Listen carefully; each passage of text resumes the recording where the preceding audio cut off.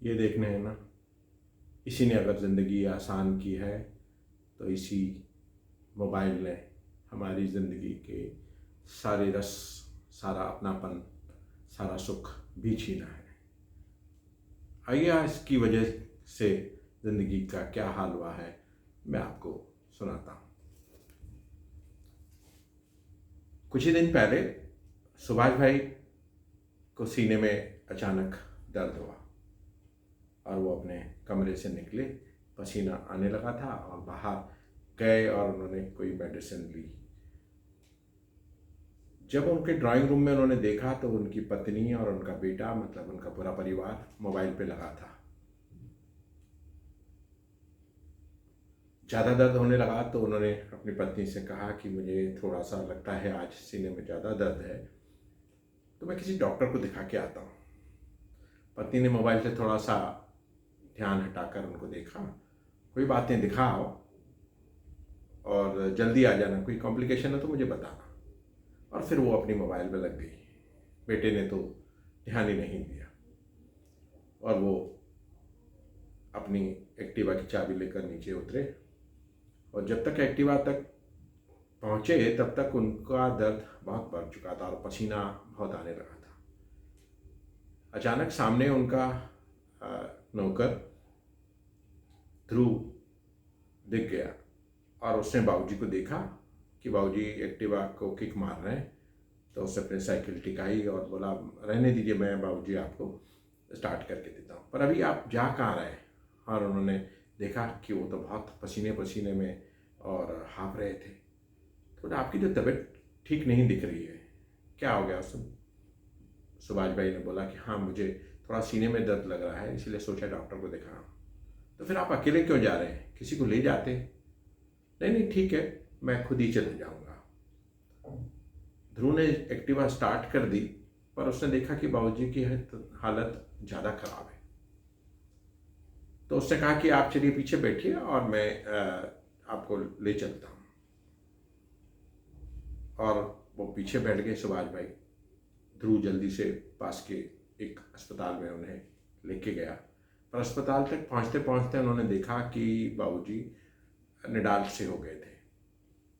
और उसने तुरंत एक्टिवा उतारी और एक व्हील चेयर उठा कर लाया और उस पर उनको बिठाया और भागकर ओपीडी पे उनको लेके गया और कहा कि आप डॉक्टर साहब जल्दी देखिए, इनको बहुत पसीना आ रहा है और सीने में दर्द भी हो रहा है, बाबूजी को क्या हो गया।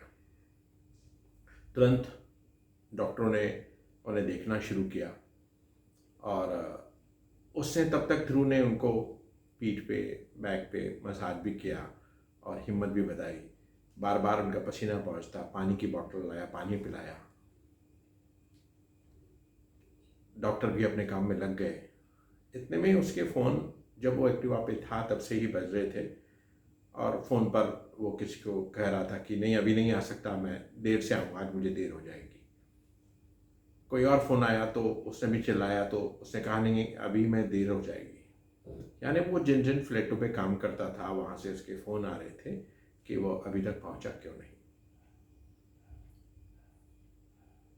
जब डॉक्टर उसका इलाज कर रहे थे तब शायद उसे एक और फ़ोन आया जो सुभाष की वाइफ का था।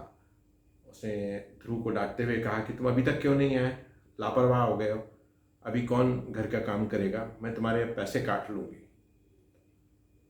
तो उसने भी थोड़ा सा तलखी में जवाब दिया, मैडम जी मेरे पैसे काट लेना चलेगा, मुझे कोई फ़र्क नहीं पड़ता, पर अभी आप तुरंत यहाँ अस्पताल आ जाओ, बाबूजी की तबीयत खराब है, मैं उनको अस्पताल में लेकर आया हूँ। और उसके ये खबर सुन के उनकी पत्नी तुरंत अस्पताल आई। तब तक थोड़ी सी हालत संभलने लगी थी, पर डॉक्टर ने कहा कि तुरंत उनका ऑपरेशन कराना पड़ेगा, ये पेपर साइन कर दो, क्योंकि जब तक उनके कोई परिवार से आएंगे तो मुश्किल हो जाएगी। उन्होंने वो पेपर पकड़ाया और सुभाष भाई ने बोला तुम साइन कर दो। उन्होंने बोला बाबूजी मुझे इतनी जिम्मेदारी मत डालिए। उन्होंने कहा तुम साइन करो और मैं लिख देता हूँ कि हाँ ये मेरा बेटा ही है और कोई भी कुछ भी मुझे हो जाता है तो मेरी जवाबदारी है। उसने तुरंत साइन किया। बाबूजी ऐसा मत बोलिए, आप ठीक हो जाएंगे, आप मत घबराइए, मैं साइन कर देता हूँ। और तुरंत ऑपरेशन थिएटर में उनको ले जाया गया और उनका ऑपरेशन शुरू हो गया। अब ध्रुव बाहर बैठा था और उसके फ़ोन बज रहे थे और वो सबको ऐसे ही मना कर रहा था। तब तक सुभाष भाई का पूरा परिवार आ गया। उन्होंने उससे पूछा क्या हुआ, डॉक्टर से बात की और डॉक्टर ने कहा कि ऐसा ये वक्त पे ले आए, अगर ये वक्त पे नहीं ले आता तो कुछ भी हो सकता था, इनको सीवियर अटैक आया था। और ये भी अच्छा हुआ कि इनको व्हील चेयर पर ले आया, अगर सीढ़ियाँ या कुछ चढ़ना पड़ता तो बहुत मुश्किल हो जाती। और इसने तुरंत उनको रब किया, पानी पिलाया, उससे भी इनको काफ़ी सपोर्ट हुआ। ऑपरेशन हुआ, फिर सुभाष भाई को आईसीयू में ले जाया गया और 2 दिन के बाद उन्हें लगभग मुकम्मल होश आया और उन्होंने सामने देखा कि उनकी पत्नी, उनका बेटा, उनका पूरा परिवार उनके सामने खड़ा है। पर उनकी नज़र तो ध्रुव को ढूंढ रही थी। उन्होंने पूछा कि ध्रुव कहाँ है, तो उनकी पत्नी ने कहा कि वो गांव चला गया, उसके पिताजी अचानक बहुत बीमार हो गए, कह रहा था उनको अटैक आया है, तो मैं गांव जा रहा हूँ मैडम, 10-15 दिनों में आऊँगा।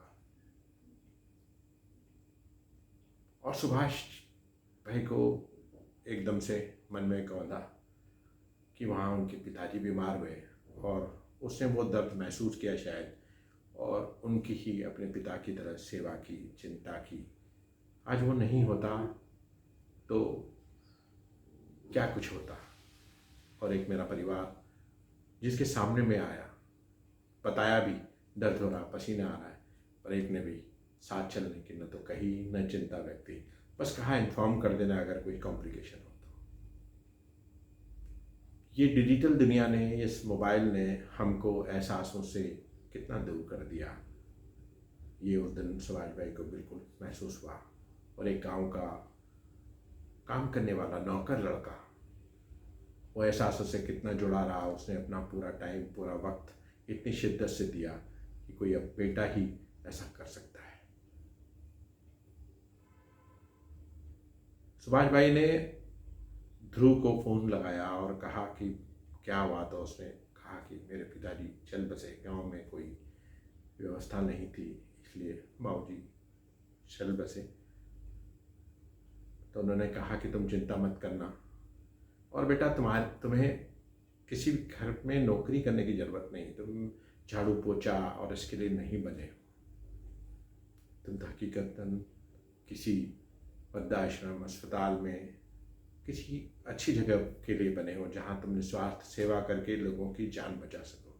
तुम जल्दी आ जाओ, मैं बहुत अच्छी जगह तुम्हारी नौकरी लगवाऊंगा। तुम्हें अब यहाँ मेरे यहाँ भी करने की ज़रूरत नहीं, और तुम्हें आगे भविष्य की चिंता करने की ज़रूरत नहीं। मैं तुम्हारे लिए सब कुछ करूँगा जो एक पिता अपने बेटे के लिए करता है, क्योंकि मुझे एहसास हो गया कि जिस डिजिटल युग को, जिस साधनों को मैं सब कुछ समझता था, मेरा परिवार उसमें रमच गया, बस गया। पर हम गलत थे, हम एहसासों से दूर हो गए। बस तुमने मुझे बचा लिया, वरना इस मोबाइल ने तो मुझे कहीं का नहीं छोड़ा, मुझे मरवा दिया था। ये कहानी है हम साधनों से दूर होने की। हमें अगर सुविधाएं मिली है मोबाइल से या किसी भी डिजिटल क्रांति से, तो हमें उसने बदरंग बेरंग एहसास से दूर भी किया है। हम मशीन के अंदाज से जीने लगे हैं, पता नहीं किस वर्चुअल दुनिया को अपना मानते हैं, और जो हमारे आसपास अपनी दुनिया है उसको हम तवज्जो ही नहीं देते, ध्यान ही नहीं देते।